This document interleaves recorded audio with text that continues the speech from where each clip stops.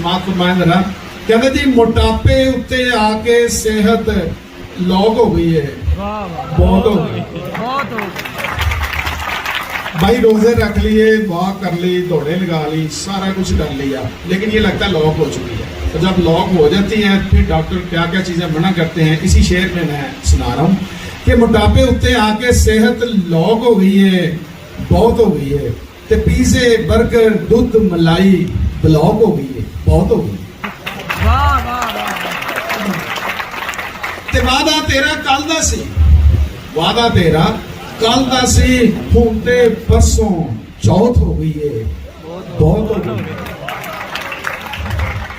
आपने मिस्टर मेरे साथ बोलना है, फिर अच्छी लगेगी नज़म आपको कि वादा तेरा कल दा सी, हुण ते परसों चौथ हो गई है, बहुत हो गई है। ते उन्हें मैनू अनफ्रेंड कीता, उन्हें मैनू अनफ्रेंड कीता, मेरे वल्लों फौत हो गई है, बहुत हो गई है। ते जेड़ी महल्ले दे विच सब तो कोझी सी, सुनिया जरा, कि जेड़ी महल्ले दे विच सब तो कोझी सी, ओदे वल्लों भी कल यारो नोट हो गई है।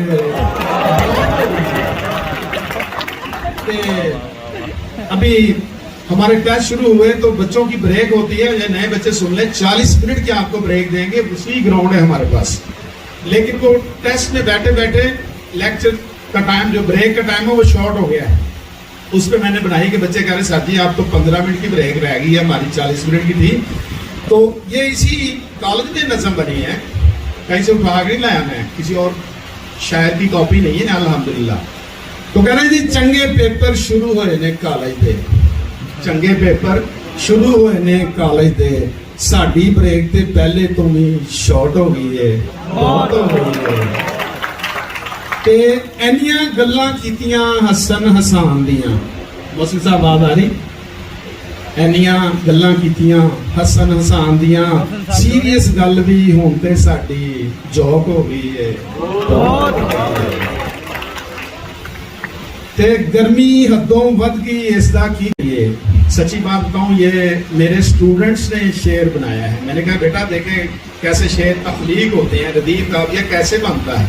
एक बच्चे ने थोड़ा सा इशारा दिया तो ये शेर सेट उन्होंने कर दिया, बाद में मैंने पॉलिश कर दिया कि गर्मी हदों वध गई, इसका की करिए, एसी दी भी कूलिंग यारो हॉट हो गई है, बहुत हो गई है।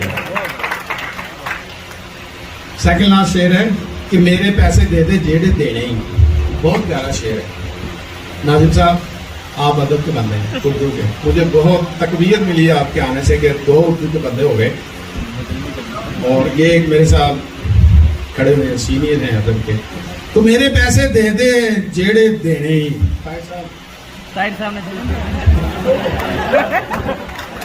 तो मेरे पैसे दे दे जेड़े देने ही, इस तो पहले सुना कि तेरी मौत हो गई है, बहुत हो गई है। तो मक्ता अर्ज किया जिसमें शायद अपना तखल्लुस बयान करेगा कि शुगल शुगल विच जेड़ी नज़म बनाई सी, शुगल में बनी है ये कि शुगल शुगल विच जेड़ी नज़म बनाई सी, एम ए रजा दी ओ भी नज़म टॉप हो गई है, बहुत हो गई है।